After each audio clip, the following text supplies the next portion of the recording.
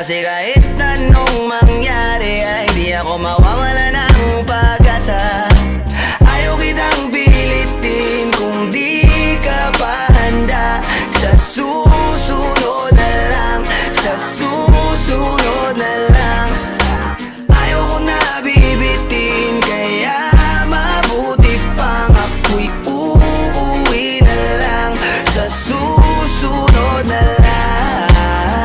Napupuyat na ako kakapaalala, kumain at mag-ingat kung sakaling maggala ka.